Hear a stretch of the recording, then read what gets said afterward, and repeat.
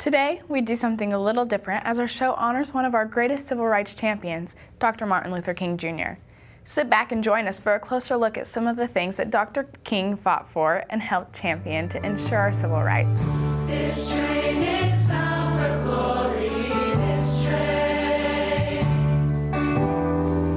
This train is bound for glory, this train. This train is bound for glory, don't hold much but the righteous and holy. This train is bound for glory, this train.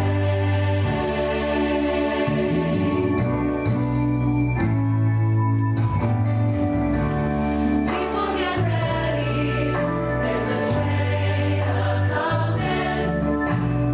Don't need no baggage, you just get on board. All you need is faith, hear the diesel humming. Don't need no ticket, you just thank the Lord.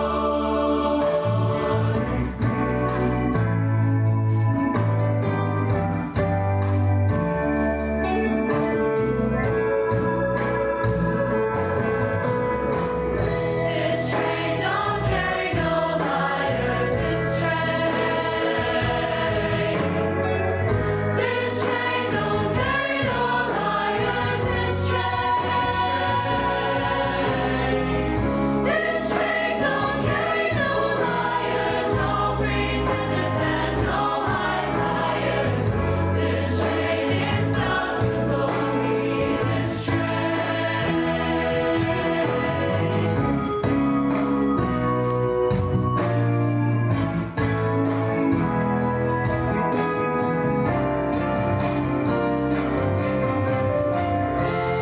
There ain't no room for the greedy sinner. Burn everybody just to save their soul. Take pity on those whose hope grows thinner. There ain't no refuge from the judgment throne.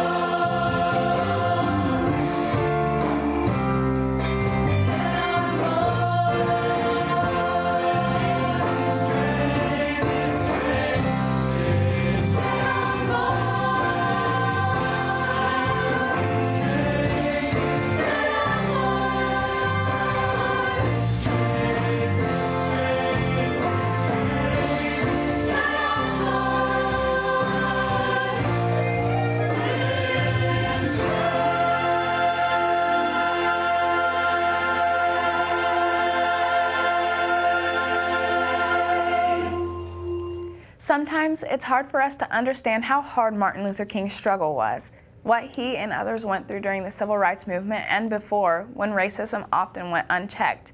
But we never can forget the struggle. Well, I grew up in Richmond. I can remember as a young person going to the movie theater. They wanted us to sit in the balcony, and that, I didn't understand it. We did it for a while, and then we just stopped doing it. That was the only part that I remember as a child, is growing up as being, feeling my race, feeling the difference in my race. There was areas where you would get called the N-word, but I kind of was comfortable in the area that I lived at, and it was a lot more. The North End was all different races then, and everybody got along. It wasn't, as you would say, complicated like people are making it now. The only time I can remember something that really happened, it was when Emmett Till was kidnapped and lynched, and my brother made some kind of comment, and my mother heard it, and she thought it was a whistle, and she just absolutely lost it because she thought that that could happen here in Richmond. And that was like the only two things that I can remember that were just really difficult to deal with that time. I mean, there are times now, as an older adult and a grandparent and a mom, it's kind of humorous when people follow me around the store, and sometimes I just like want to stop and say, why you follow me around? Somebody else has done stole something because I'm not interested in something. It's sad that we're still at that point where, because of the color of my skin, if I walk in a store, you just assume that I'm gonna steal something. My daughter went to Grambling State University, and I think her junior year there, they went on the band went to perform at a game, and even now that she got called, here comes that in band, and it's unfortunate that these things are still happening, but some of the quotes that Martin Luther King had said, our lives begin to end the day we become silent in things that matter. And I think that I've tried to teach my grandson, even when we took him to the Martin Luther King Historical Park and we showed him the drinking fountains and that said colored only, that whites only, and we showed him the bathroom that said colored only, and we had to go into a long discussion, and he just couldn't understand that we had to use different bathrooms because people thought that they would catch something from us, or we just wasn't qualified to go into a bathroom. We chuckled, we all like jerked on the door, and we laughed. We told him that you treat everybody right.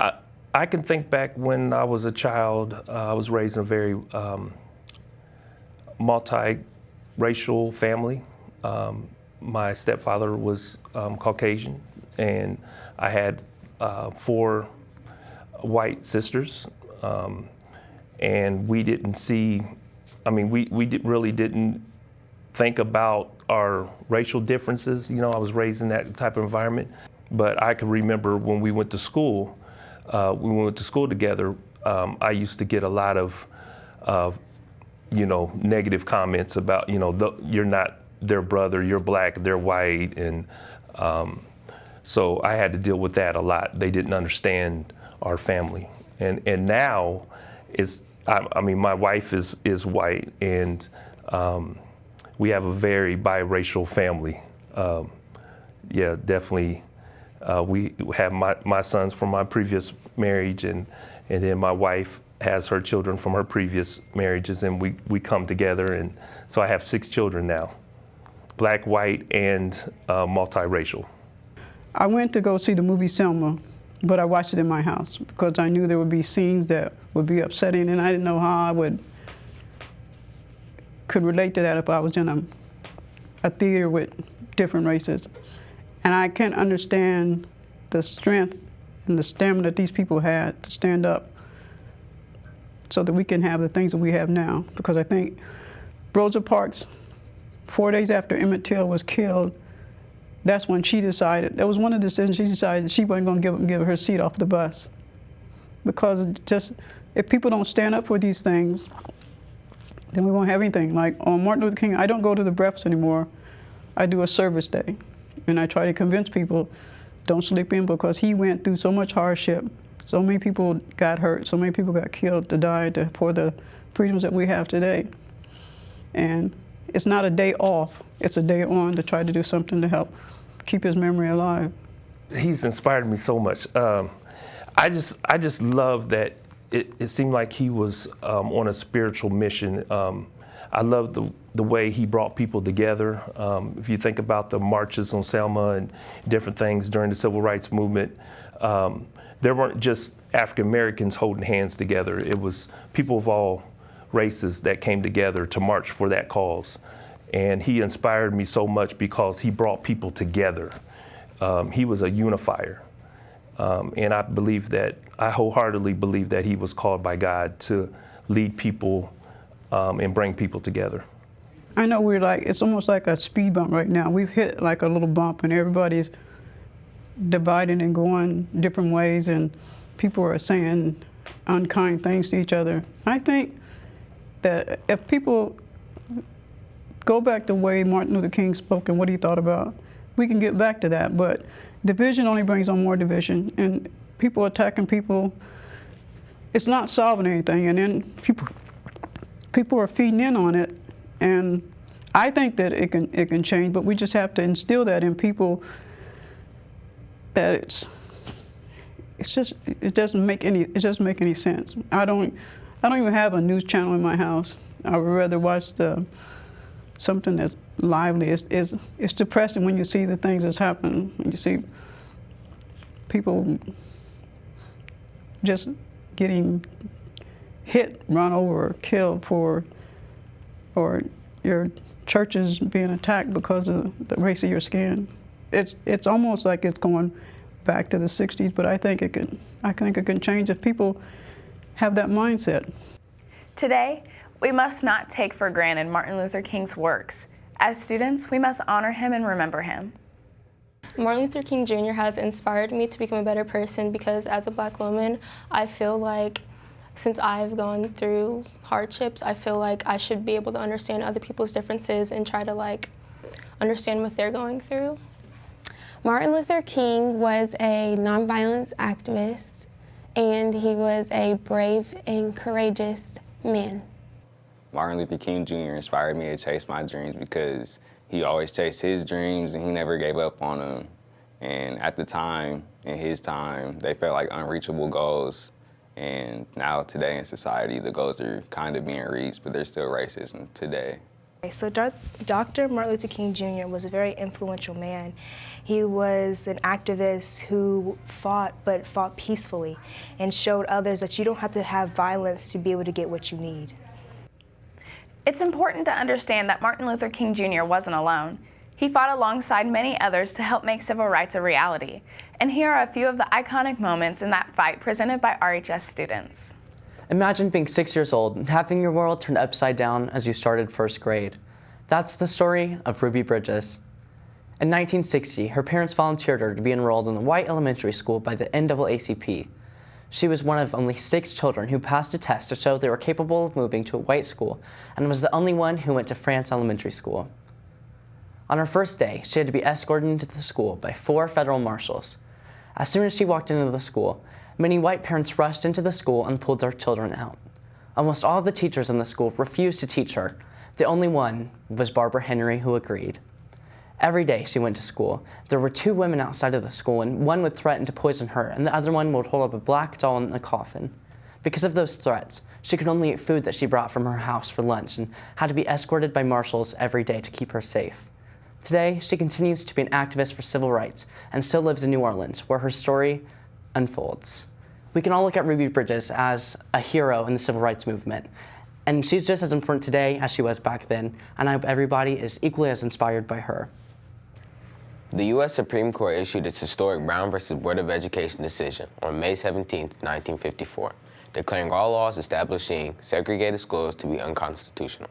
The NAACP attempted to register Black students in previously all-white schools in cities throughout the South.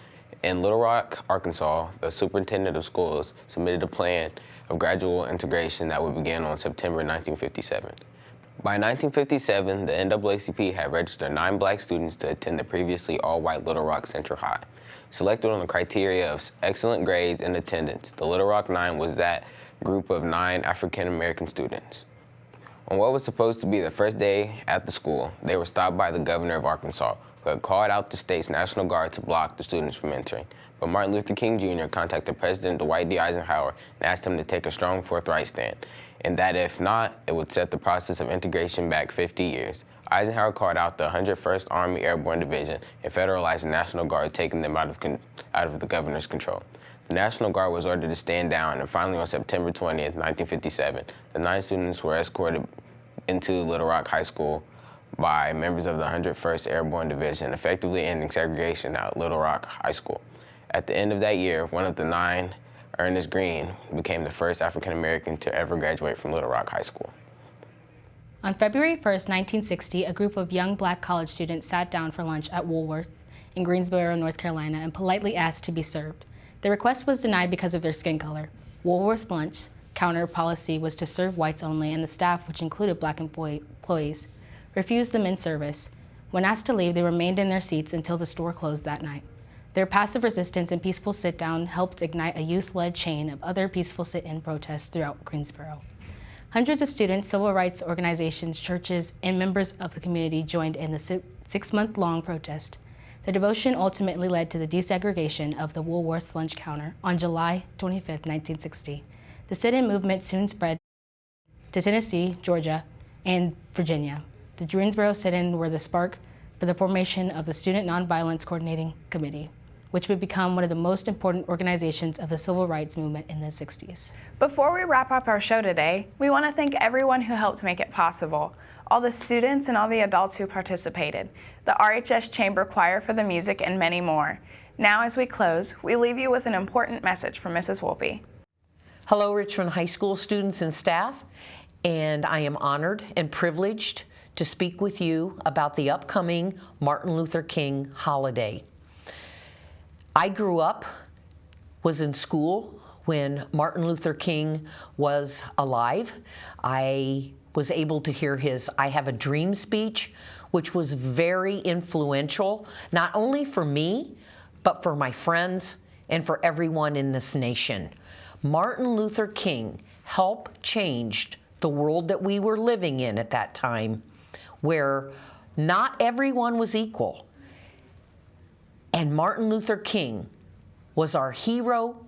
He was our mentor because he changed the world through nonviolent, peaceful movements.